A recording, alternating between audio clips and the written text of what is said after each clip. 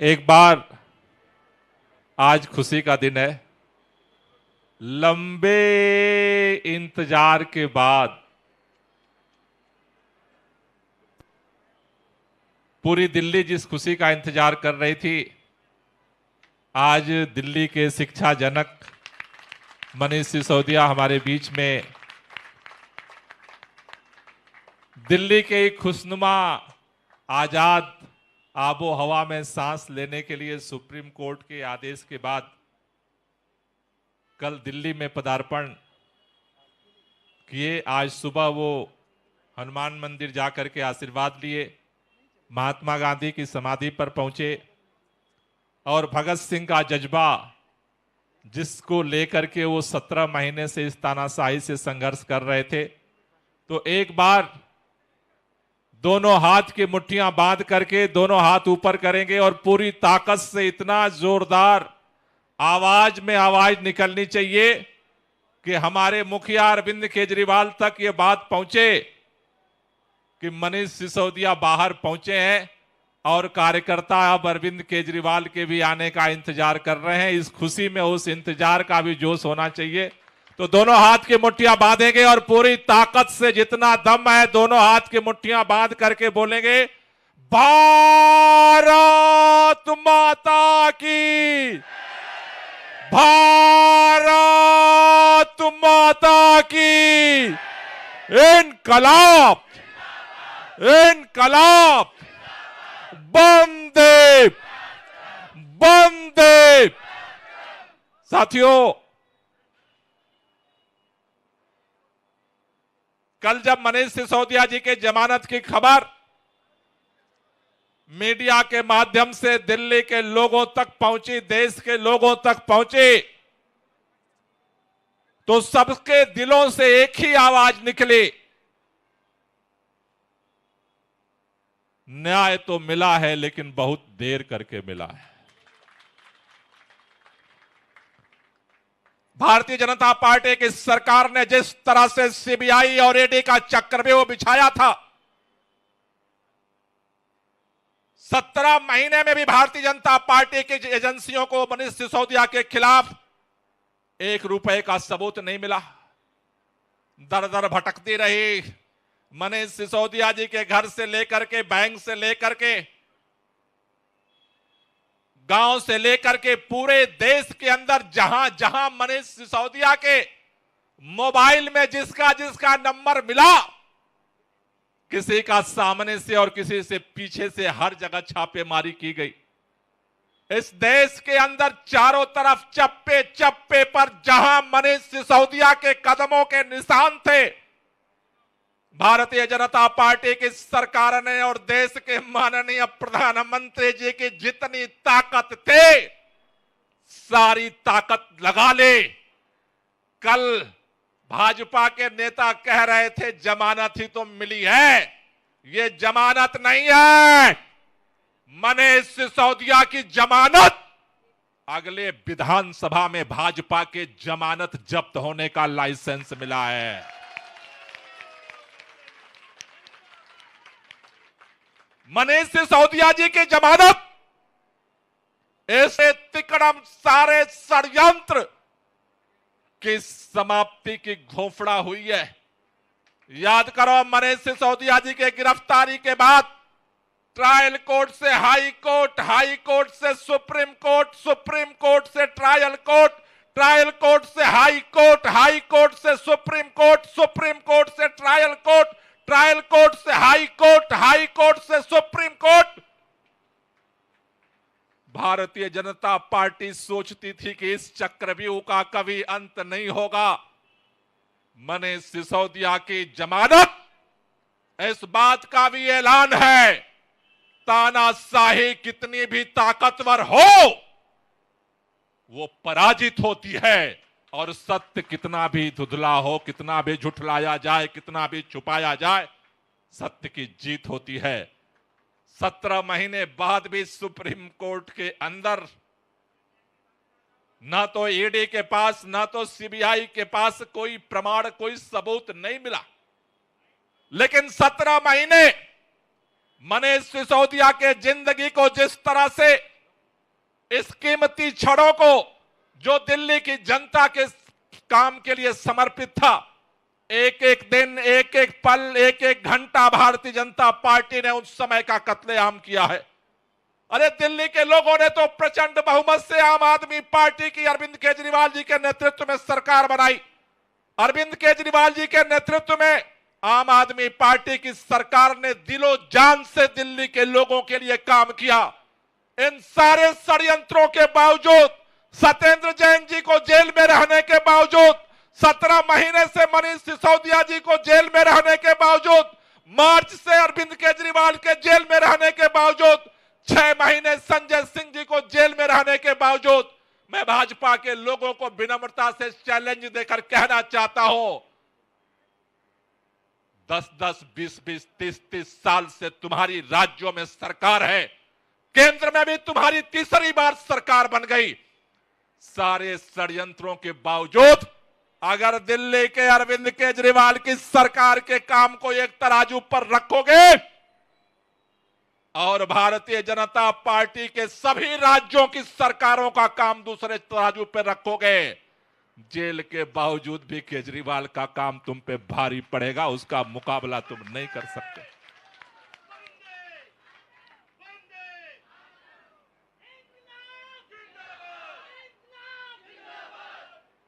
ये भारतीय जनता पार्टी के नेता क्या सोचते थे? दिल्ली की सरकार ने एक सबसे बड़ा दर्द इनका क्या है? इनको लगता है मेरे अश्वमेध का घोड़ा गुजरात से राजस्थान जाता है, कोई नहीं रोकता, राजस्थान से मध्य प्रदेश जाता कोई नहीं रोकता, उत्तर प्रदेश जाता कोई नहीं रोकता, उत्तराखंड जाता कोई नहीं रोकता, हिमाचल जाता कोई नहीं रोकता, बिहार जाता कोई नहीं रोकता, कर्नाटक जाता कोई नहीं रोकता, लेकिन दिल्ली में आता है तो इससे छुड़ाना मुश्किल हो जाता है।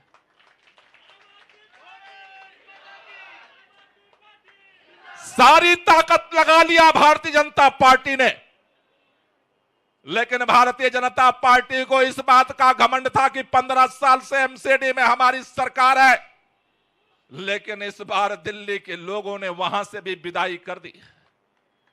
इनको लगा कि अब हमें दिल्ली के अंदर आम आदमी पार्टी से हम चुनाव नहीं जीत सकते, और इसी तरह से अगर ये काम करते रहे तो दिल्ली से पंजाब पहुंच गए, पंजाब से गोवा पहुंच गए, और गोवा से गुजरात में जा करके इनके किले में छेद कर दिए। अगर आम आदमी पार्टी इसी रफ्तार से बढ़ती रही, जिस रफ्तार से आम आदमी पार्टी राष्ट्रीय पार्टी बन गई, जिस रफ्तार से देश के अंदर लोगों के दिलों में घर करने लगी, अगर यही हालत रही, उनको इस बात से सपने में भी डर लगता है कि अगर जैसे दिल्ली वालों ने 70 में से 67 सीट का रिकॉर्ड बनाया, एक दिन अगर देश के अंदर ऐसे ही देश वालों ने सोच लिया और केजरीवाल का झाड़ू चला दिया तो इनका क्या होने वाला। और उसके बाद ये षड्यंत्र शुरू हुआ, फर्जी केस बनाने का, नई कहानी बनाने का। एक एक करके पहले सत्येंद्र जैन को इन्होंने उठा करके जेल में डाला, फिर मनीष सिसोदिया जी को जेल में डाला, फिर संजय सिंह जी को जेल में डाला, फिर भी काम नहीं चला तो इन्होंने हमारे मुख्यमंत्री अरविंद केजरीवाल को उठा करके जेल में डाल दिया। ये सोचते क्या थे? ये सोचते थे जैसे शिवसेना को नेताओं पर एफआईआर करके पार्टी तोड़ दिया और नेताओं को सरेंडर करा दिया, जैसे इन्होंने एनसीपी के नेताओं को तोड़ लिया और सरेंडर करा दिया, पार्टी को तोड़ करके छिन्न भिन्न कर दिया, देश के अंदर जगह जगह विधायकों को खरीद लिया, नेताओं को खरीद लिया, सांसदों को खरीद लिया। ये सोचते थे उसी तरह ये आम आदमी पार्टी है, ये सीधे साधे लोग हैं, इनकी क्या औकात है। भारतीय जनता पार्टी के नेता ये सपना देखते थे जेल में जाएंगे और इनको भी अपनी ताकत पर भरोसा हो जाएगा, अपने जो भरोसा है वो टूटेगा और ये पार्टी टूट जाएगी। आप याद करो जब सत्येंद्र जैन जी जेल में गए, हर बड़े बड़े राजनीतिक पंडित घोषणा करने लगे अब पार्टी कैसे चलेगी। फिर मनीष सिसोदिया जेल में गए, बोले पार्टी अब टूट जाएगी। संजय सिंह जी बोले अब तो पार्टी बिक जाएगी। अरविंद केजरीवाल जी गिरफ्तार हुए, बोले अब तो सब कुछ स्वाहा। भाजपा के लोगों से मैं कहना चाहता हूं और देश के लोगों से भी विनम्रता कहना चाहता हूं, आम आदमी पार्टी टूटने, बिकने और झुकने के लिए नहीं पैदा हुई है। आम आदमी पार्टी का जन्म इस हिंदुस्तान से भ्रष्टाचार को और तानाशाही को खत्म करने के लिए हुआ है। जब तक इस देश के अंदर अन्याय रहेगा, जब तक इस देश के अंदर तानाशाही रहेगी, जब तक इस देश के अंदर गैर बराबरी रहेगी, आम आदमी पार्टी कल भी लड़ी थी, आज भी लड़ती है और कल भी तुमसे आंखें मिला करके लड़ती रहेगी। ये लड़ाई जारी रहेगी।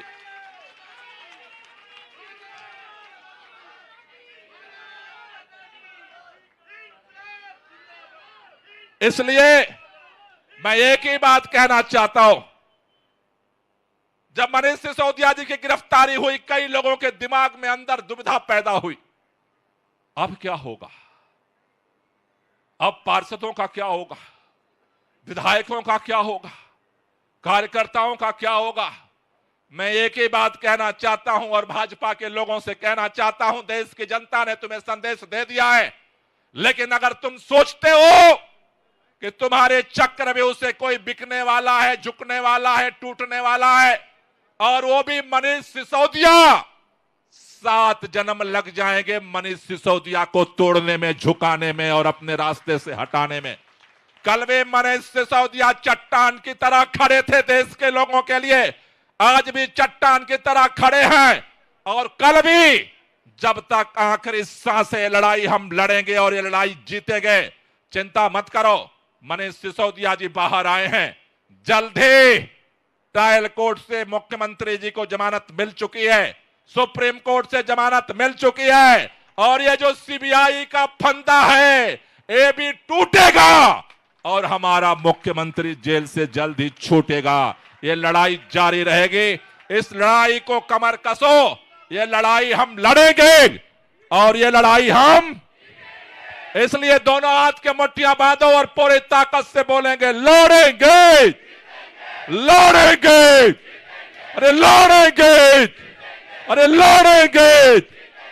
भारत माता की। आप सब लोगों का बहुत बहुत शुक्रिया।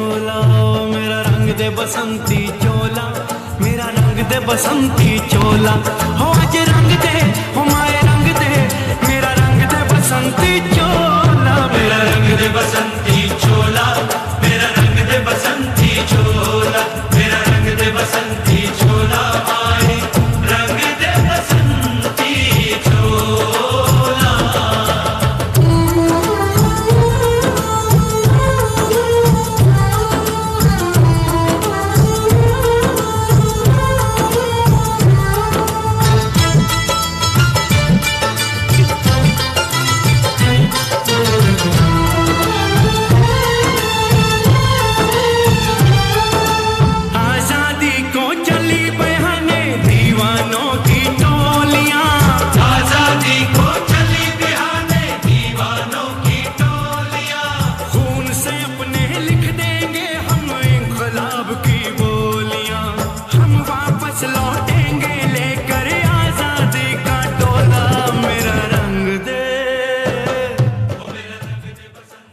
एक बार जोरदार तालियां।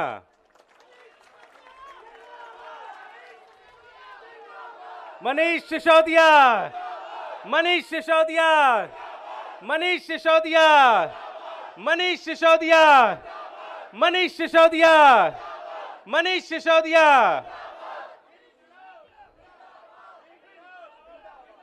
मनीष सर,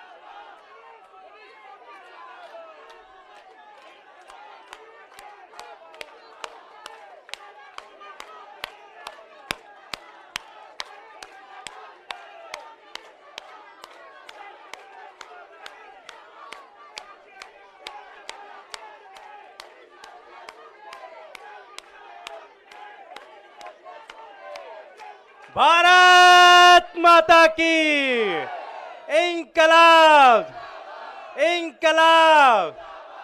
बहुत लोग ये सोचते हैं कि मनीष जी की क्या भूमिका है। मैं कई बार कई मंचों से कई जगहों पे ये कहता हूं कि अगर अरविंद जी इस पार्टी के पिता हैं तो मनीष जी मां है इस पार्टी के, और हम लोगों को पाला है, संवारा है और इस स्थिति में लाके खड़ा किया। बच्चे तो पिता के बिना 10-15 दिन, 20 दिन, महीना रह लेते हैं, लेकिन मां के बिना हम लोग 17 महीने रहे हैं यहां पे। साथियों, जहां तक ये आवाज जाती हो, मैं आपसे एक ही विनती करूंगा, ये फरवरी का जो चुनाव होगा ये बदला लेने का चुनाव है। ये किसी को विधायक बनाने का चुनाव नहीं है, किसी को कुछ बनाने का चुनाव नहीं है। ये बताने का चुनाव है कि हमारी मां को आपने 17 महीने तक जेल के अंदर रखा, एक सीट नहीं देंगे आपको। 70 की 70 सीटें आपकी जीतेंगे दिल्ली में। मैं हम सबके आदरणीय और संजय भैया, जिनको 6 महीने से ज्यादा तक मोदी सरकार ने, इस तानाशाही ने जेल के अंदर रखा था, मैं चाहूंगा एक बार संजय भैया आए और अपनी बात रखें। संजय भैया, जोरदार ताली।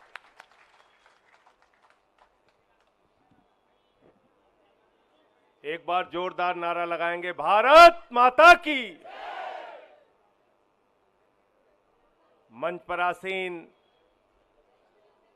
हम सबके भाई, जिन्होंने 17 महीने संघर्ष किया, तपस्या की जेल में रहकर, भाई मनीष सिसोदिया जी, सम्मानित मंच, ज्यादा नाम नहीं लूंगा क्योंकि समय बहुत कम है, आपको मनीष जी को सुनना है। मैं बीजेपी वालों को एक ही सलाह देना चाहता हूं और बार बार ये बात कहना चाहता हूं कि भाजपाइयों, एक बात को समझ लो, नफरत की राजनीति में तुम आगे हो सकते हो, झगड़ा कराने की, दंगे फसाद कराने की राजनीति में तुम आगे हो सकते हो, भाई को भाई से बांटने की राजनीति में तुम आगे हो सकते हो, लेकिन जब लड़ने की बारी आएगी तो हिम्मत मत करना आम आदमी पार्टी से लड़ने की, हिम्मत मत करना आम आदमी पार्टी के कार्यकर्ताओं से टकराने की, क्योंकि तुम उसमें कभी नहीं जीत पाओगे, कभी नहीं जीत पाओगे। हमारी ट्रेनिंग इस संघर्ष की हुई है और तुम लोगों की ट्रेनिंग अंग्रेजों से माफी मांगने की हुई है, देश से गद्दारी की हुई है। तुम्हारे पुरखों ने देश से गद्दारी करने का काम किया है, अंग्रेजों से माफी मांगने का काम किया। इसलिए लड़ने के काम में कभी चुनौती मत देना, कभी आम आदमी पार्टी को नहीं झुका सकते, कभी हमारे नेताओं को नहीं झुका सकते। आपने हमारी पार्टी के मुखिया अरविंद केजरीवाल को जेल में रखा, मनीष सिसोदिया दिल्ली के शिक्षा मंत्री, जिन्होंने दिल्ली के लाखों बच्चों के लिए दिन रात काम किया, उनको 17 महीने तक जेल में रखा। मैं देश के प्रधानमंत्री से पूछना चाहता हूं, इन 17 महीनों का हिसाब कौन देगा? मनीष सिसोदिया के परिवार ने जो 17 महीने प्रताड़ना झेली, मानसिक रूप से, शारीरिक रूप से, उसका हिसाब कौन देगा? मनीष सिसोदिया ने खुद जेल में रह के जो यातना झेली, उसका हिसाब कौन देगा? भाजपाई कहते हैं सिर्फ जमानत ही तो मिली है, सिर्फ जमानत ही तो मिली है। मैं दिल्ली के लोगों, आपसे हाथ जोड़ के कहना चाहता हूं, चुनाव का परिणाम जब आए और बीजेपी के लोग चिल्ला के कहें मेरी जमानत जब्त हो गई, मेरी जमानत जब्त हो गई, तो आपको एक ही बात कहना है, सिर्फ जमानत ही तो जब्त हुई है, सिर्फ जमानत ही तो जब्त हुई है, सिर्फ जमानत ही तो जब्त हुई है, सिर्फ जमानत ही तो जब्त हुई है। ये काम आपको करना है, ये काम करना है साथियों। और अगर अरविंद केजरीवाल से प्यार करते हो, मनीष सिसोदिया से प्यार करते हो, सत्येंद्र जैन से प्यार करते हो, इस पार्टी से प्यार करते हो, तो आज ही से जुट जाना और चुनाव के बाद एक एक भाजपाई से मिलकर कहना सिर्फ जमानत ही तो जब्त हुई है, सिर्फ जमानत ही तो जब्त हुई है, सिर्फ जमानत ही तो जब्त हुई है। यह काम आपको करना है। मैं ज्यादा लंबी बात आपसे नहीं करूंगा। और ईडी सीबीआई इनका खेल आपने 17 महीने तक देखा। ईडी कौन सी संस्था है? कौन सी संस्था है ईडी? ईडी के अफसर इसी दिल्ली के अंदर 5 करोड़ की रिश्वत लेते हुए उनको सीबीआई ने पकड़ा। ईडी के अधिकारियों को तमिलनाडु में रिश्वत लेते हुए सीबीआई ने पकड़ा। ईडी के अधिकारियों को राजस्थान की पुलिस ने रिश्वत लेते हुए पकड़ा। और 9 अगस्त को मनीष सिसोदिया की जमानत हुई। 8 अगस्त को 20 लाख रुपए ईडी के असिस्टेंट डायरेक्टर को रिश्वत लेते हुए पकड़ा गया। ये बेईमान लोग हैं। ये जांच करेंगे हमारी, ये जांच करेंगे। जिनका कन्विक्शन रेट मात्र 0.5% है, ये जांच करेंगे। और भाजपा ही जांच करेंगे। मैं तो भाजपाइयों के बारे में कहता हूं, हिंदुस्तान की सबसे भ्रष्ट पार्टी अगर इस धरती पर कोई है तो भारतीय जनता पार्टी। देश के जितने बेईमान और भ्रष्टाचारी हैं, सब आज नरेंद्र मोदी जी के साथ हैं। तो मैं सिर्फ यही कहना चाहता हूं कि आज मनीष सिसोदिया जी के साथ मिलकर और बहुत जल्दी हमारे नेता अरविंद केजरीवाल जी बाहर आएंगे और हम सब मिलकर, याद रखना, ये वादा पूरा करना है आपको। क्या कहना है? चुनाव परिणाम के बाद सिर्फ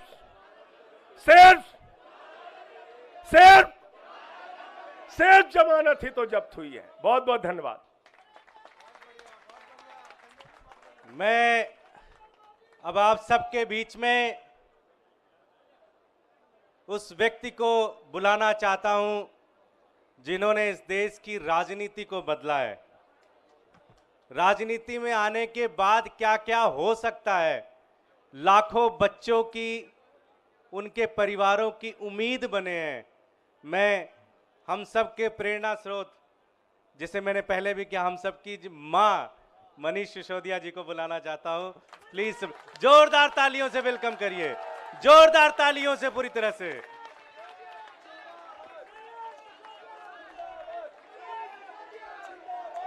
भारत माता की इंकलाब।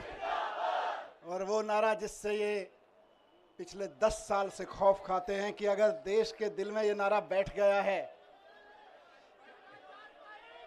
हाँ, भ्रष्टाचार का एक ही काल, भ्रष्टाचार का एक ही काल। ये ईडी और सीबीआई का ताना बाना इसलिए नहीं बुना गया कि कोई बेईमानी हो गई है। ये ईडी और सीबीआई का ताना बाना इसलिए बुना गया है कि कश्मीर से कन्याकुमारी तक किसी चाय के ढाबे पे भी रुके हुए 10 लोगों से बात करोगे कि केजरीवाल कौन है जानते हो? बोले यार वो दिल्ली में काम बड़ा शानदार कर रहा है, और काम तो कर ही रहा है, ईमानदारी से कर रहा है। केजरीवाल जी का नाम आज ईमानदारी का प्रतीक बन गया पूरे देश में। और भारतीय जनता पार्टी इतनी अपने आप को कहते हैं दुनिया की सबसे बड़ी पार्टी होने के बावजूद एक राज्य में एक उदाहरण नहीं पेश कर पाई कि उस राज्य में काम ईमानदारी से हो रहा है और काम हो रहा है। उस छवि को बिगाड़ने के लिए ये सारा षड्यंत्र, सारे कुचक्र रचे जा रहे हैं, उस अरविंद केजरीवाल जी की ईमानदारी की छवि को बिगाड़ने के लिए। लेकिन जनता जानती है, जनता के दिल के दरवाजे खुले हुए हैं। आप जेल के दरवाजे बंद कर सकते हो, लेकिन जनता के दिल के दरवाजे बंद नहीं कर सकते। जनता के दिलों में आज भी वही नारा गूंज रहा है पिछले 10 साल से। बताइए क्या? भ्रष्टाचार का एक ही काल, भ्रष्टाचार का एक ही काल। और जिनका जिक्र अभी संजय भाई ने किया कि इधर उधर जितने भ्रष्टाचारी थे सबको इकट्ठा करके भारतीय जनता पार्टी बना ली और भारतीय जनता पार्टी बड़ी पार्टी कर ली, उनको भी कहना चाहता हूं कि आपका काल अभी जेल में है, लेकिन ज्यादा दिन तक जेल में नहीं रख पाओगे, आपका काल बाहर आएगा। 17 महीने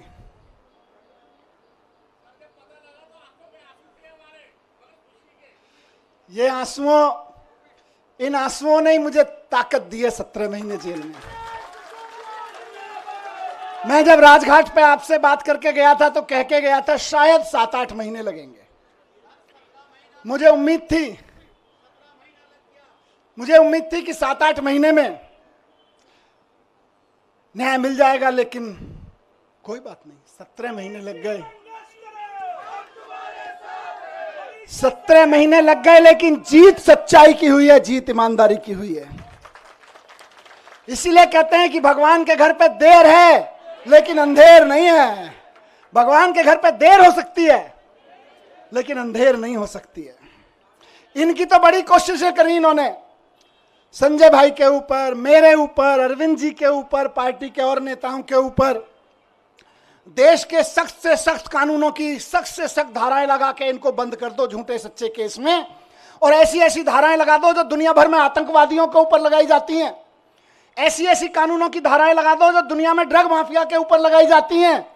ऐसी ऐसी धाराएं लगा के इन्होंने सोचा इनको जेल में बंद कर दो, तो जैसे आतंकवादी को जेल में डाल देते हैं तो सड़ता रहता है, जैसे ड्रग माफिया को जेल में डालते हैं तो दुनिया में सड़ता रहता है।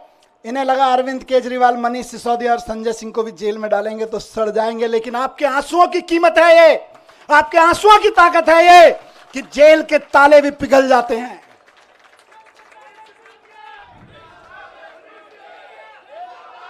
एक ही चीज कहूंगा, कल सुबह मैं बैठा था कि सारी दुनिया की सारी बुरी ताकतें भी इकट्ठी हो जाए ना, तो जो सच्चाई के रास्ते पे चलता है उसका साथ भगवान देता है, उसका साथ भगवान जरूर देता है।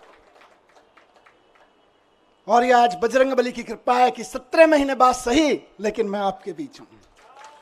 और अभी गया मैं बजरंगबली के मंदिर में, पंडित जी ने आशीर्वाद दिया। वहां जो पंडित जी मौजूद होते हैं वही बजरंगबली जी के वाणी बोल रहे होते हैं। उन्होंने बजरंगबली जी की वाणी से आशीर्वाद दिया कि विजयी भव, सफल भव। मैंने कहा जी एक ही सफलता का मंत्र है, दिल्ली के एक एक बच्चे के लिए शानदार स्कूल बना के देने हैं, यही हमारी सफलता है। और इसके लिए मैं कल से कह रहा था अपने साथियों से, हम तो रथ के घोड़े हैं, हमारा असली सारथी अभी जेल में बंद है, वो भी बाहर आ जाएगा। फिर उसके बाद हमको तो जहां हकेंगे हम हकेंगे, लेकिन हमारा असली सारथी अभी जेल में बंद है और जेल के ताले टूटेंगे, बहुत जल्दी छूट के आ जाएंगे। बहुत कृपा है अरविंद जी के ऊपर बजरंगबली की। आपको याद है ना, लंबे समय से बहुत सारे लोग साथ हैं, कितने शुगर का पेशेंट होने के बावजूद कितना लंबा लंबा फास्ट किया, केवल बजरंगबली जी की कृपा से। तमाम तरह के आरोप, इतने इतने आरोप लगाए झूठे झूठे, बच गए, निकल के आ गए, केवल अरविंद जी बजरंगबली जी की कृपा से। और मैं समझता हूं भगवान की कृपा, बजरंगबली जी की कृपा हम पर कल हुई बाबा साहब के दिए हुए संविधान की बदौलत। बाबा साहब ने, जब ये मुकदमे की सुनवाई चल रही थी, मैं बहुत ध्यान से सुन रहा था, पढ़ रहा था, पूरी डिटेल ले रहा था वकील साहबों से। बाबा साहब ने 75 साल पहले, करीब 75 साल पहले अंदाजा लगा लिया था कि कभी कभी ऐसा भी होगा, हम लोकतंत्र का संविधान बना रहे हैं, लेकिन कभी कभी ऐसा भी होगा कि इस देश में तानाशाही ताकतें आके आतंकवादियों और ड्रग माफियाओं पर लगाए जाने वाले कानून को आम आदमी के ऊपर लगाएंगे, व्यापारियों के ऊपर लगाएंगे, विपक्षियों के ऊपर लगाएंगे। तो उस वक्त उन व्यापारियों को, उन आम आदमियों को, उन विपक्षियों को कौन बचाएगा? तो बाबा साहब ने पहले ही लाइन जोड़ दी थी, संविधान बचाएगा। यही भगवान की कृपा है। कौन बचाएगा उनको जब तानाशाह सरकार अपना जुल्म करेगी, एजेंसियों का दुरुपयोग, कानूनों का दुरुपयोग करेगी, जेलों का दुरुपयोग करेगी, तो कौन बचाएगा? 75 साल पहले उस महान शख्सियत ने लिख दिया था कि मैं ऐसा संविधान दे रहा हूं कि तुमको संविधान बचाएगा। आज हम संविधान के बदौलत खड़े, संविधान की ताकत से यहां पे खड़े हैं। आज मैं शुक्रगुजार हूं देश के संविधान का, बाबा साहब का, और साथ साथ बहुत विनम्र निवेदन के साथ में माननीय सुप्रीम कोर्ट का, बहुत विनम्र सम्मान के साथ में। माननीय सुप्रीम कोर्ट ने संविधान की दी हुई ताकत का इस्तेमाल करते हुए कल तानाशाही को कुचला, तानाशाही को कल गलत ठहराया। और माननीय सुप्रीम कोर्ट के साथ साथ मैं बहुत तहे दिल से शुक्रगुजार हूं उन वकीलों का जो पिछले 1.5 साल से 17-18 महीने से और बल्कि उससे पहले से भी पूरी लड़ाई लड़ रहे हैं। मैं जेल में बैठा था, आप लोग आंदोलन कर रहे थे, अरविंद जी जेल में बैठे हैं, आप लोग यहां सड़कों पे डंडे खा रहे हैं, लेकिन वो वकील इधर से उधर धक्के खा रहे हैं, एक कोर्ट से दूसरे कोर्ट धक्के खा रहे हैं, एक कागज से दूसरे कागज में डाल रहे हैं। इनकी एक एक साजिशों का, इनकी एक एक चालबाजियों का, इनकी एक एक तिगड़मों का जवाब दे रहे हैं अदालतों में खड़े होकर, इनके एक एक झूठ का पर्दाफाश कर रहे हैं। मेरे लिए तो मैंने कल भी कहा था, भगवान स्वरूप हैं। किसी भी जेल में बंद होने वाले एक व्यक्ति के लिए तो वकील भगवान स्वरूप होता है, और मेरे लिए तो सिंघवी साहब वाकई भगवान स्वरूप हैं। अभिषेक मनु सिंघवी जी, जिन्होंने इस पूरी कानूनी लड़ाई को इस अंजाम तक पहुंचाया, और जल्द ही अरविंद जी को भी बाहर लेकर आएंगे। मैं धन्यवाद करता हूं सिंघवी साहब का, मैं धन्यवाद करता हूं दयान कृष्णन साहब का, मैं धन्यवाद करता हूं मोहित माथुर साहब का, जिन्होंने बहुत बेबाकी से अदालतों के सामने ईडी और सीबीआई और भारतीय जनता पार्टी के सच को बेनकाब किया है। और मैं बहुत प्यार के साथ धन्यवाद करता हूं, उनमें से कुछ लोग मेरे उनसे उम्र में छोटे हैं, कुछ बड़े हैं, अपनी आम आदमी पार्टी की लीगल टीम के कुछ वकील साथी, हमारे एमएलएज यहाँ खड़े हैं, साथ साथ में उनको सबको कोऑर्डिनेट करने वाले विवेक भाई इधर शायद नहीं होंगे, किसी विवेक जैन किसी अदालत में इस समय जाके आर्गुमेंट कर रहे होंगे, इरशाद भाई इस समय कहीं किसी अदालत में आर्गुमेंट कर रहे होंगे, कुछ पेपर बना रहे होंगे, और उनके कई साथी यहाँ खड़े मैं देख रहा हूँ, अपने सारे साथियों को मैं उनका भी बहुत धन्यवाद करता हूँ। रजत, साथ साथ में मैं शुक्रगुजार हूं देश भर में आम आदमी पार्टी के एक एक कार्यकर्ता का, नेताओं का।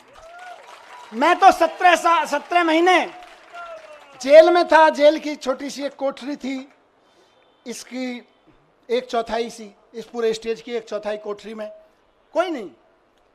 जब मैं गया था तो मैंने, वहाँ के सिपाही वगैरह कहते थे सर बड़े ऊपर से ऐसी हिदायतें वैसी हिदायतें हैं। मैंने कहा आप चिंता मत करो, मैं तो जंतर मंतर पे एक अखबार के साइज पे सो गया था, मुझे कोई दिक्कत नहीं है। मैं तो वहाँ से निकला हूँ जहाँ अरविंद केजरीवाल जी और मैं और संजय भाई बनारस रेलवे स्टेशन के, और जहाँ देश भर में रेलवे स्टेशन में रात को 2 बजे ट्रेन आती थी, तो इतने भी पैसे नहीं थे कि रात को किसी लॉज में रुक जाएं, तो जाके 9 बजे खाना खा के स्टेशन पे ही सो जाते थे अखबार बिछा के। हम तो वहाँ से भी निकल के आए, हमें तो कोई दिक्कत नहीं है। तो लेकिन हम तो वहां सो रहे थे, लेकिन डंडे कौन खा रहा था? जब मैं कोर्ट आता था तो मैं देखता था बैरिकेड लगे हुए और उसके दूसरी तरफ से नारे लग रहे हैं, अखबारों में देखता था, टीवी में देखता था, आप में से बहुत सारे चेहरे यहां खड़े हैं, मैं देखता था ये मेरी बहन को लाठी लगी, ये मेरी बहन को एक पुलिस वाले ने धक्का दिया, ये मेरे एक भाई को पकड़ के खींचा। दर्द होता था और वहीं से ईश्वर से दुआ करता था इनको सबको सलामत रखना, इनकी मदद करना, इनको ताकत देना। सलाम करता था आपकी ताकत को, मैं वहां से एक एक कार्यकर्ता को सलाम करता हूं मैं, और सिर्फ डंडे खाने के लिए नहीं, क्योंकि भारतीय जनता पार्टी की जो एक्सपर्टीज अभी संजय भाई ने बताई, उनमें एक शामिल है कि दूसरी पार्टी के कार्यकर्ताओं को और नेताओं को तोड़ने के, दबा के, धमका के, सामदान दंड भेद करके, जेल में भेजने की धमकी देके, जेल में भेज के, उनके हमले करवा के, उन पर धमकी करवा के एकमात्र एक्सपर्टीज किसी पार्टी ने पाई है तो वो भारतीय जनता पार्टी है। लेकिन उसके बावजूद आप टिके रहे, एक एक आदमी टिका रहा, एक एक आदमी झुका नहीं, टूटा नहीं, एक एमएलए कैसे सारे खड़े हैं। मैं जानता हूं किस किस के ऊपर क्या क्या दबाव नहीं था और क्या क्या नहीं होगा और क्या क्या धमकियां नहीं आ रही थी, लेकिन उसके बावजूद बेबाकी से खड़े रहे, सीना तान के खड़े रहे। उस सीने, तने हुए सीने को मैं सलाम करता हूं आप लोगों को, आप डटे रहे। और आज देखिए मजे की बात, अब तो दुश्मन भी इस बात को मानने लगा है कि यार इन आम आदमी पार्टी वालों में कुछ तो मिट्टी है, जो 17 महीने 6 महीने जेल में रह जाते हैं इनके नेता, उसके बावजूद ना झुकते हैं ना टूटते हैं, किसी मिट्टी के तो बने हैं। ये उस मिट्टी के बने हैं, मैं बताता हूं, ये उस मिट्टी के बने हैं भारतीय जनता पार्टी वालों, जिस मिट्टी पर भगत सिंह का पसीना की बूंदें गिरी हुई हैं, जिस मिट्टी पे गांधी ने गोली खाई थी, जिस मिट्टी पे भगत सिंह के पसीने की बूंदें गिरी हुई हैं, जिस मिट्टी पे खड़े होकर बाबा साहब ने तुम्हारी जैसी लोगों की ताकतों के, उस वक्त की ताकतों के जुल्म झेले थे, उस मिट्टी से ये बने हुए हैं। इनको तुम्हारी तोता मैना क्या तोड़ पाएंगे? ये तुम्हारे सीबीआई और ईडी क्या तोड़ पाएंगे? इनको नहीं टूटे लोग। और मैं जेल में बैठा बैठा दुआएं करता रहा और सलाम करता रहा अपने एक एक साथी को कि यह है अरविंद केजरीवाल की मुट्ठी, यह है अरविंद केजरीवाल की फैमिली, यह है अरविंद केजरीवाल का कुनबा, जिसकी एक उंगली को भी हिम्मत से हिला नहीं पा रहे हो तुम लोग। वाह, फक्र था मुझे सब पे। आपने कहा ना कि आप आंसू बहाते थे बाहर, मैं कहता हूं मैं फक्र से सीना चौड़ा करके उस जेल की कोठरी में बैठा होता था अपने एक एक भाई पे के ऊपर और एक एक बहन के ऊपर। यह मेरी ताकत थी। जेल के अंधेरे, मैं कहूंगा कि जेल के अंधेरे में यह ताकत तो होती है कि वो तोड़ तो सकती है, लेकिन जिसके बाहर इतना प्यार, इतनी ताकत, इतना सम्मान। मैं कल से उतरा हूं, मुझे किसी ने बोला मनीष जी 17 महीने बाद आ रहे हो, 2 दिन के लिए रेस्ट पे चले जाना। मैंने कहा यार, जेल के बाहर कदम रखने के बाद पहला हाथ जिस कार्यकर्ता ने पकड़ा था और रात को घर तक जो दूर खड़ा था केवल देख के गया है, वो उम्मीद लगा रहा है कि मेरा मनीष सिसोदिया, मेरा भाई बाहर आ गया है। और मैं कहूं नहीं, मैं तो छुट्टी जा रहा हूं यार, नहीं, खून पसीना बहाने के लिए बाहर आया हूं, छुट्टियां मनाने के लिए नहीं। एक एक दिन जो संजय भाई ने नारा दिया है कि इनकी जमानत जब्त कराएंगे, आज से और अभी से लग रहे हैं। और बीजेपी वालों, ढूंढते रह जाओगे कहां गई वोटें, कहां गई वोटें। आज से लगना है सबको। जो सुन रहे हैं सोशल मीडिया और मीडिया के माध्यम से, एक एक कार्यकर्ता साथी को कहना चाहता हूं, दिल्ली के एक एक नागरिक को, हरियाणा के एक एक नागरिक को, देश के एक एक नागरिक को कहना चाहता हूं कि इस तानाशाही के खिलाफ तो एक एक आदमी को वोट करना पड़ेगा। सवाल हमारा नहीं है। तानाशाही के खिलाफ ये जो लड़ाई है सिर्फ आम आदमी पार्टी के कार्यकर्ताओं की नहीं है, सिर्फ विपक्ष के पार्टी कार्यकर्ताओं की नहीं है, ये देश के एक एक आम आदमी की है। मैं जेल में था अभी, तो कई सारी खबरें, अखबार पढ़ता था, टीवी देखता था, न्यूज में कई सारी खबरें विचलित करती थी। ये विचलित नहीं करता था कि जमानत हुई कि नहीं हुई, इससे कभी मेरे को विचलन नहीं हुआ। मेरे को विचलन किस चीज से होता था? मैं देखता था कि देश के कितने कितने बड़े बड़े व्यापारियों को इन्होंने, 500-600 बड़े बड़े व्यापारियों को इन्होंने झूठे केसेस, सच्चे केसेस, इधर उधर के केसेस में बना के बंद कर दिया गया है। उनका किसी पार्टी वार्टी से भी कोई लेना देना शायद ही होगा। लेकिन आप सोचो कि एक व्यापारी अगर कोई मेहनत से काम कर रहा है और उसके ऊपर क्योंकि उसने चंदा नहीं दिया या उसने आपकी किसी पार्टी के नेता से कोई पंगा ले लिया, आपने उसको उठा के जेल में डाल दिया ईडी के केस लगा के, जो केस आतंकवादियों पे, ड्रग माफियाओं पे लगाए जाते हैं, वैसे वैसे खतरनाक केस लगा के एक व्यापारी अगर जेल में डाल दिया जाता है, उसके पीछे हजारों परिवारों को रोजगार मिल रहा होता है, वो भूखे मरने लगते हैं, उनकी बद्दुआ लगेगी। इनको तानाशाही नहीं है तो क्या है?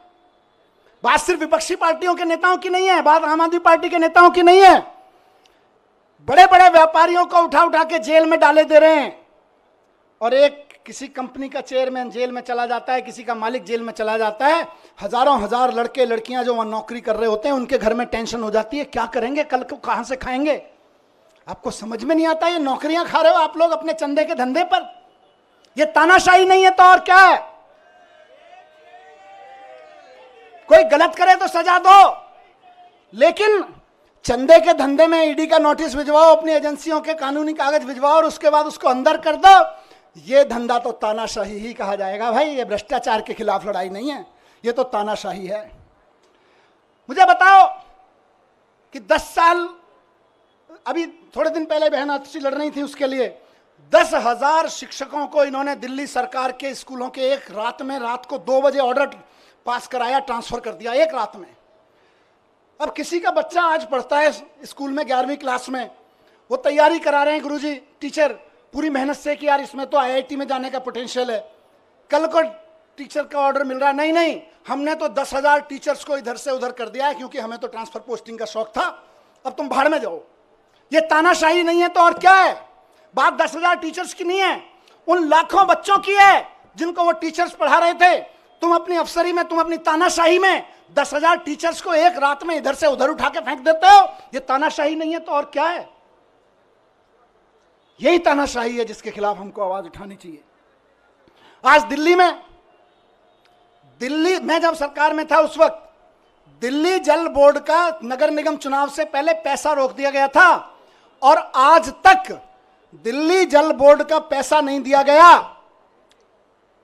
फाइनेंस डिपार्टमेंट के अफसरों से इधर उधर से फाइलों पे कुछ कुछ काला पीला करवा के रुकवा रखा है पैसा। इंजीनियर्स परेशान है इलाके के, नाले साफ नहीं हो रहे, सीवर साफ नहीं हो रहे, और वो कह रहे हैं हम तो पैसा नहीं देंगे। 1.5 साल से जल बोर्ड का पैसा नहीं दिया गया, जबकि पैसा बजट में पास किया विधानसभा ने। ये तानाशाही नहीं है तो और क्या है बताइए? तानाशाही सिर्फ आम आदमी पार्टी के नेताओं को गिरफ्तार करने की नहीं है। तानाशाही आपके घर के सामने जो सीवर बह रहा है, उसमें जो अभी ओवरफ्लो हो रहा है, वो भी इसी तानाशाही की वजह से हो रहा है। जो नाली नहीं खुल पा रही है, उसको 1.5 साल से पैसा नहीं मिला ठेकेदार को, वो इंजीनियर रो रहा है बेचारा कि मैं कहां से पेमेंट करूं ठेकेदार को। यह भी इसी तानाशाही की वजह से हो रहा है। आपकी गलियों की नालियां सड़ी हुई हैं इस तानाशाही की वजह से। मैं ही जेल में नहीं हूं, केजरीवाल जी जेल में नहीं है, आप भी नरक में रहने को मजबूर हैं इसी तानाशाही की वजह से, क्योंकि आपके घर के सामने का सीवर फ्लो हो रहा है, 1.5 साल से पेमेंट नहीं हुआ जल बोर्ड का। ये तानाशाही नहीं है तो और क्या है? आज पूरे देश में मैंने कहा विचलित करती थी मुझको इस खबरें। हर रोज कहीं ना कहीं सुप्रीम कोर्ट भी डांट लगा रहा है, उसके बावजूद जनता अपनी सरकार चुनती है। कहीं के राज्यपाल को, कहीं के उपराज्यपाल को कह के जनता की चुनी हुई सरकार के कानून कैंसिल करवा देते हैं। कई महीने तक कानून, कई साल तक कानून पड़े रहते हैं, उनकी पॉलिसी नहीं पास होने देते। ये तानाशाही नहीं है तो और क्या है? नुकसान किसको हो रहा है? नेताओं को तो खाली जेल ही हो रही होगी, असली नुकसान तो जनता का हो रहा है, जिसके लिए पॉलिसी बनाई गई थी, जिसके लिए कोई कानून बनाया गया था। यह तानाशाही है, इस तानाशाही के लिए लड़ना पड़ेगा दोस्तों। और आखिरी बात जो मैं अभी, क्योंकि विचलित करनी है कई सारी चीजें, मैं अभी 2-3 दिन पहले टीवी देख रहा था, और उससे पहले भी देख रहा था टीवी में। 1 साल से टीवी देखा न्यूज पे, और क्या सहारा था, आपकी खबरें, आपकी शक्लें देखने को मिल जाती थी। मैंने देखा कि देश के गांव से एक बहुत प्यारी सी हमारी बेटी निकल के खेलों में देश का परचम लहराती है सारी दुनिया में, और जब वो खड़े होकर कहती है कि आपकी पार्टी के एक अफसर ने, आपके लगाए हुए एक फलाने नेता ने हमें छेड़ा है, तो आप उसको गिरफ्तार तक नहीं करते, और हमारी उस बेटी के ऊपर तरह तरह के सोशल मीडिया ट्रोलिंग और ये सब कराते हो। ये तानाशाही नहीं है तो और क्या है? मुझे बताइए। और तुम्हारे उस, ये बेशर्मी तानाशाही है कि उसको गिरफ्तार तक नहीं किया जाता। इस देश की बेटियां जंतर मंतर पे बैठी रही, खिलाड़ियां, हम और आप सब अपने बच्चों को खिलाड़ी बनाने का सपना देखते हैं। बेटियों को कहते हैं जा बेटी उछाल, लगा छलांग और छा जा फलक पे, और उसको कोई बैठ के वहां पे, इनका चमचा बैठ के उसको छेड़े तो हमें सहन होगा। लेकिन ये तानाशाही है कि उसको गिरफ्तार तक नहीं करते हो तुम। यही तानाशाही है दोस्तों। और उस तानाशाही का चरम स्वरूप हमने देखा कि अब उस बेटी के साथ क्या किया गया। मैं बहुत ज्यादा नहीं कहूंगा उस बारे में, लेकिन सबको पता है किसने किया और क्या किया। आज अगर उसके आंसू बहे हैं तो कुछ तो खेल किया गया है, कुछ तो खेल किया गया है दोस्तों। 17 महीने में जब मैं अंदर था, तो अंदर रह के मैंने खूब चिंतन मनन किया। टाइम ही टाइम था, यहाँ तो आप लोग टाइम देते नहीं हो, वापस आ गया हूँ, फिर टाइम नहीं दोगे। खूब चिंतन मनन किया, अपने ऊपर भी किया, समाज के ऊपर, देश के ऊपर, व्यवस्था के ऊपर, सरकारों के ऊपर खूब अध्ययन किया। मेरे ख्याल से मैंने कम से कम हर 3-4 दिन में एक किताब खत्म कर देता था मैं। और कई लोगों ने भेजी, बाई पोस्ट किताबें भेजी आप में से कई लोगों ने, भाई साहब ये भी पढ़ो, ये भी पढ़ो, ये भी पढ़ो।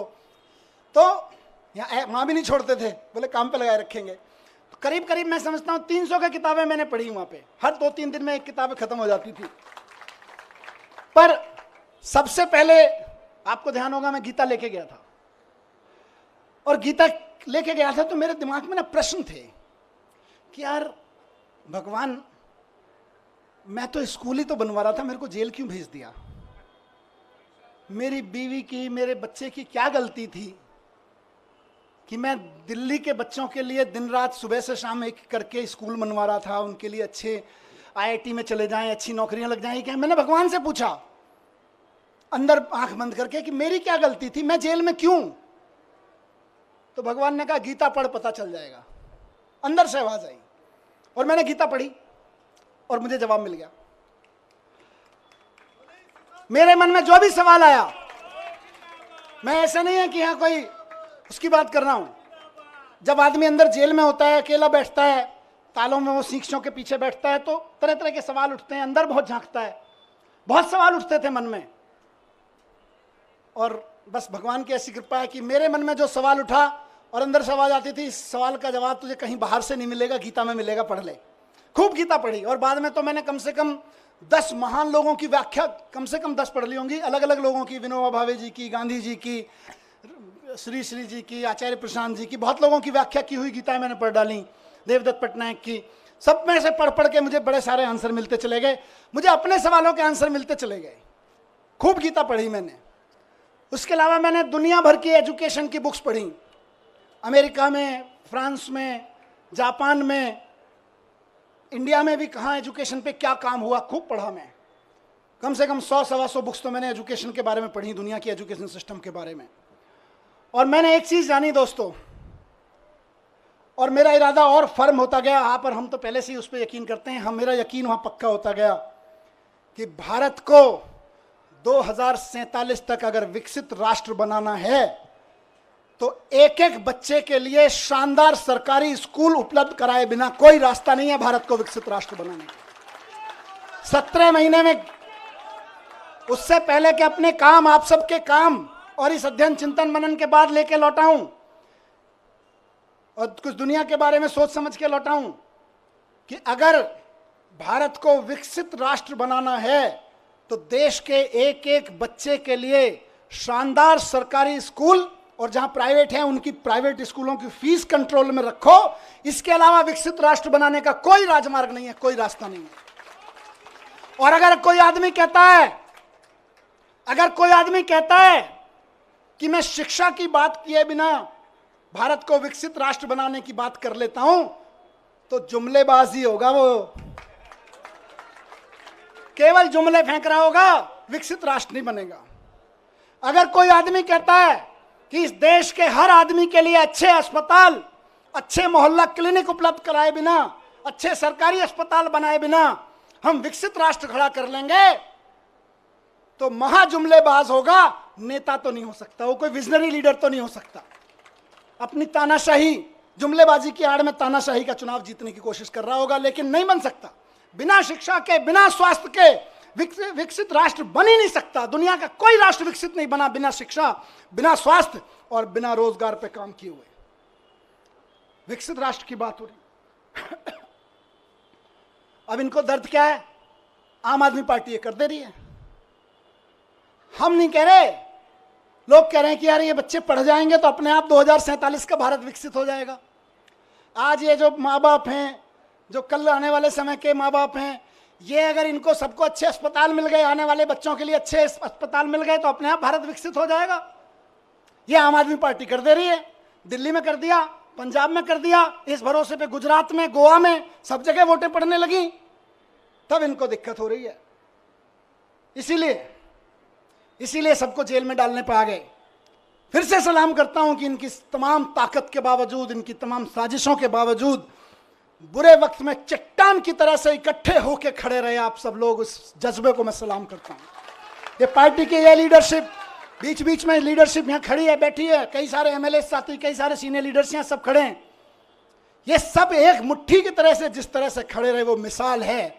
आने वाले समय में जब आम आदमी पार्टी का आगे जाके राजनीतिक इतिहास लिखा जाएगा देश का, तब लोग कहेंगे कि सबसे बुरे दौर में पार्टी की सारी सीनियर लीडरशिप अपना खून पसीना एक करके सड़कों पे लड़ रही थी, एकजुट होकर लड़ रही थी। ये केजरीवाल जी का कुनबा एकजुट होकर लड़ रहा था, केजरीवाल जी का कुनबा बिखरा नहीं, केजरीवाल जी के साथ खड़ा रहा। इसी से इनको डर लगता है। और फिर कह रहा हूं कि भारतीय जनता पार्टी को अगर लगता है कि मनीष सिसोदिया को जेल भेजने के बाद वो दिल्ली की शिक्षा क्रांति को रोक के लगा देंगे, तो वो गलती कर रहे हैं, वो भूल कर रहे हैं इस बात की। दिल्ली के हर गरीब आदमी को, और ये इलेक्शन का ऐलान कर रहा हूं, दिल्ली के हर गरीब आदमी को बेहतरीन शिक्षा देके उसको समाज की मुख्य धारा में लाने का सपना पूरा करने के लिए हम अपनी जान भी दे देंगे। तुम जेल की क्या बात करते हो यार? तुम जेल से डराते हो, हम जान देने के लिए तैयार हैं। बच्चों की एजुकेशन के लिए, नौकरी के लिए और स्वास्थ्य के लिए तो हमारी ये कई जिंदगियां भी कुर्बान हो जाएं तो कम है यार। आप हमें जेल से डराते हो? नहीं डरेंगे, नहीं डरेंगे आपकी जेलों से। केंद्र कितना भी षड्यंत्र कर ले, 2 करोड़ जनता दिल्ली की, उसके जीवन में खुशहाली लाने के लिए फिर से हम उतरेंगे। एक एक घर पे जाएंगे, एक एक घर को बताएंगे कि केजरीवाल जी इसलिए जेल में नहीं है कि उन्होंने कोई जुल्म किया है, वो इसलिए जेल में हैं कि आपके बच्चों को एजुकेशन देने का सच्चा काम उन्होंने करके दिखा दिया। वो इसलिए जेल में नहीं है कि उन्होंने कोई भ्रष्टाचार किया है, वो इसलिए जेल में है कि आपके मोहल्ले में जो मोहल्ला क्लिनिक चल रहा है वो मोहल्ला क्लिनिक केजरीवाल जी ने बना दिया और आप आराम से वहां जाके अपना छोटे मोटी चीजों का इलाज करा लेते हो। बड़े बड़े सरकारी अस्पताल शानदार होते चले गए, इसलिए केजरीवाल जी जेल में है। और ये फिर से कहूंगा कि जैसे संजय जी को निकाला, जैसे मुझे निकाला और साथियों को निकाला, हर साथी को और केजरीवाल जी को भी संविधान की ताकत निकाल के लाएगी। भारतीय जनता पार्टी और इनके तोता मैना कितने ही ताकतवर हों, लेकिन देश के संविधान से ताकतवर नहीं है। ये लोग देश के संविधान से ताकतवर नहीं है। इनकी सारी यातनाएं, सारी पीड़ाएं सह के भी हम तैयार हैं, क्योंकि हमको यकीन है कि हमारा सुप्रीम कोर्ट है और हमारा संविधान है, संविधान जीतेगा। बस आखिर में यही कहूंगा कि हम भगत सिंह के चेले हैं। कह के गया था ये बात, कह के गए थे ना, भगत सिंह के चेले हैं, डरने वाले नहीं है तुम्हारी जेलों से भी और तुम्हारे तोता मैना से भी। 17 महीने में जैसा गया था, बिल्कुल 17 महीने पहले जैसा गया था वैसा ही दिख रहा हूं कि नहीं दिख रहा? एनर्जी कुछ कम है कि ज्यादा है? ज्यादा है ना? बस इनको लग रहा था जेल भेज के एनर्जी तोड़ देंगे, अब ये कहेंगे यार इनको जेल मत भेजो, ये तो दुगनी एनर्जी लेके आते हैं।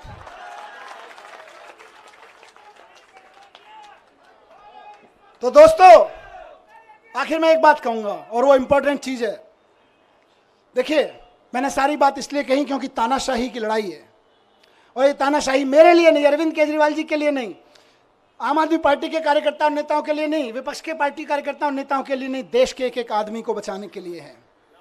इसलिए आज कल जब सुबह बेल का ऑर्डर आया, उससे पहले मैं ऐसे ही टीवी देख रहा था, उसमें 9 अगस्त के बारे में डिटेल चल रहा था, कैसे 9 अगस्त कितना महान दिन है, भारत छोड़ो आंदोलन चलाया था। फिर 10:30 बजे ऑर्डर आ गया बेल का। मैं आंखें बंद की, मैंने भगवान से पूछा ये है क्या? 9 अगस्त भारत छोड़ो के दिन बेल दे रहे हो, चक्कर क्या है? अंदर से आवाज आई कि भारत छोड़ो के दिन इसलिए दे रहे हैं क्योंकि जेल से बाहर निकलो और तानाशाही भारत छोड़ो की आवाज लगाओ। तानाशाही भारत छोड़ो। इस तानाशाही का शिकार हर आम आदमी हो रहा है। तानाशाही भारत छोड़ो की आवाज उठानी पड़ेगी गली गली में, मोहल्ले मोहल्ले में। और हम ये नहीं कह रहे तानाशाहो भारत छोड़ो, हम तानाशाहों के खिलाफ नहीं, हम तानाशाहों को भारत नहीं छुड़वाएंगे।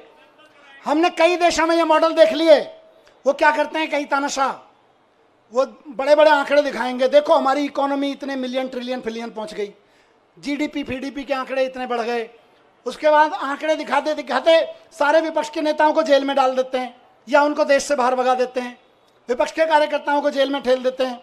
और उसके बाद कहते हैं देखो हम तो चुनाव पे चुनाव जीतते जा रहे हैं, हमारी तो जीडीपी भी बढ़ रही है, हमारी तो ट्रिलियन बिलियन चल रहे हैं। लेकिन हकीकत क्या है? वो कई देशों की जनता ने दिखा चुकी है कि भाई हम तो तानाशाहों को बाहर भगा देते हैं, लेकिन हम भारत हैं, हम विवेकानंद की, गांधी की, नानक की जन्मभूमि है, हम बाबा साहब की जन्मभूमि है। हमारे को जरूरत नहीं है किसी तानाशाह को बाहर भगाने की, हम तो तानाशाही को बाहर भगाएंगे। तो तानाशाही भारत छोड़ो, भारत छोड़ो, भारत छोड़ो, तानाशाही भारत छोड़ो, भारत छोड़ो, भारत छोड़ो, तानाशाही भारत छोड़ो, भारत छोड़ो, भारत छोड़ो। तानाशाही आज हमारे और आपके जीवन के लिए, एक आम आदमी के जीवन के लिए खतरा बन गई है। इसको छुड़वाना पड़ेगा। ये संविधान के लिए खतरा बन गई है, हमारे सामाजिक ताने बाने के लिए खतरा बन गई है, हमारी बहनों के लिए खतरा बन गई है, हमारे खिलाड़ियों के लिए, हमारे व्यापारियों के लिए खतरा बन गई है। इससे लड़ना पड़ेगा। और एक चीज कहूंगा यहां से, विपक्ष के लिए भी और इनकी सत्ता में बैठे नए नए साथियों के लिए भी जो इनके साथ नए नए गए हैं, इस तानाशाही से अगर लड़ना है तो एकजुट होकर लड़ना पड़ेगा। ये ना सोचें कि आज आम आदमी पार्टी के कार्यकर्ता और नेता जेल में हैं, कल नंबर आपका भी आएगा,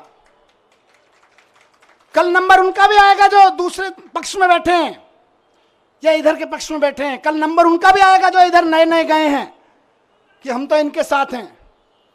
एनडीए के साथियों को भी कहना चाहता हूं, उनके साथ जो गए हैं, और इंडिया गठबंधन के भी एक एक आदमी को और बाकी सब पार्टियों के साथियों को कहना चाहता हूं, पार्टी की जिंदगी के लिए नहीं, नेताओं की जिंदगी के लिए नहीं, देश के लिए इकट्ठा होकर लड़ना पड़ेगा। देश के लिए इकट्ठा होकर लड़ना पड़ेगा। और आज कह रहा हूं इस मंच से कि अगर देश के पूरे विपक्ष के नेता पूरी ताकत से एक बार हुंकार भर देंगे तो आज देश में वो माहौल है कि अरविंद केजरीवाल जी 24 घंटे के अंदर बाहर आ जाएंगे। अगर देश के विपक्ष के नेता एकजुट होकर हुंकार भर देंगे तो केजरीवाल जी केवल और केवल 24 घंटे के अंदर जेल से बाहर आ जाएंगे। मैं आज लिख के दे रहा हूं आपको। लेकिन इकट्ठे होकर करना पड़ेगा। ये मत सोचिए अभी तो केजरीवाल जी गए, जब हम पे आएगी तो देखेंगे, नहीं, सब पे आई हुई है। सबको इकट्ठे होकर लड़ना पड़ेगा। सबको इकट्ठे होकर चुनाव भी लड़ने पड़ेंगे, लड़ाइयां भी लड़नी पड़ेंगी, कानूनी लड़ाइयां भी लड़नी पड़ेंगी। और एकजुट हो गया तो इस चुनाव में तो दिखाई दिया कि 400 पार ढूंढते रह गए। एकजुट होकर लड़ेंगे तो आगे आने वाले चुनावों में भी ढूंढते रह जाएंगे कहां है। 0 पार बस सीधे कहा 0 पार। तो ये कोई ये ना सोचे कि अलग अलग लड़ लेंगे, जब हमारी लड़ाई आएगी तो लड़ लेंगे। लड़ाई सबकी है, लड़ाई देश की है, लड़ाई एक एक भारत के नागरिक की है। सब पार्टी वालों को, जिनको जनता ने थोड़ा थोड़ा भी कहीं कहीं भरोसा दिया है, कहीं ज्यादा दिया है, सबको इकट्ठा होकर इस तानाशाही के खिलाफ लड़ना पड़ेगा। जोर से चिल्लाना पड़ेगा कि तानाशाही भारत छोड़ो। और जिस दिन तानाशाही भारत छोड़ो का नारा हर गले से निकल गया, केजरीवाल जी सबसे पहले जेल से बाहर आएंगे। हेमंत सोरेन जी आ गए ना, देखो कितनी दिन मुझे निकाला, अभी अरविंद जी भी आएंगे। लेकिन सबको करना पड़ेगा, ऐसे नहीं कि सब। तो मैं बस यही कह रहा हूं कि आम आदमी पार्टी की तरफ से तो आज हम भरोसा दिलाते हैं कि दिल्ली के चुनाव में भी और बाकी चुनावों में भी पूरे देश में, कश्मीर से लेकर कन्याकुमारी तक, एक एक घर में इस आवाज़ को उठाएंगे, एक एक शहर, एक एक नगर में इस आवाज़ को उठाएंगे और बता देंगे कि हमारे इरादे कितने फौलादी हैं। तुम चाहे जितनी यातनाएं दे लो, तुम चाहे जितने जुल्म कर लो, जब तक इस देह में प्राण रहेगा और माथे पे संविधान रहेगा, इस दिल में हिंदुस्तान रहेगा। भारत माता की, भारत माता की। बहुत बहुत धन्यवाद सर।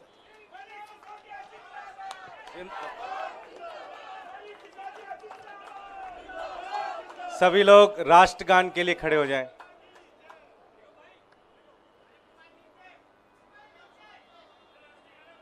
जनगण मन अधिनायक जय हे भारत भाग्य विधाता। पंजाब सिंध गुजरात मराठा द्राविड उत्कल बंगा। विंध्य हिमाचल यमुना गंगा उच्चल जलधि तरंगा। तव शुभ नामे जागे, तव शुभ आशीष मांगे। गाहे तव जय गाथा, जन गण मंगलदायक जय हे भारत भाग्य विधाता। जय हे जय हे जय हे जय जय जय जय हे। भारत माता की, इंकलाब, वंदे आम आदमी पार्टी, अरविंद केजरीवाल, अरविंद केजरीवाल, मनीष सिसोदिया, मनीष सिसोदिया। बहुत बहुत धन्यवाद।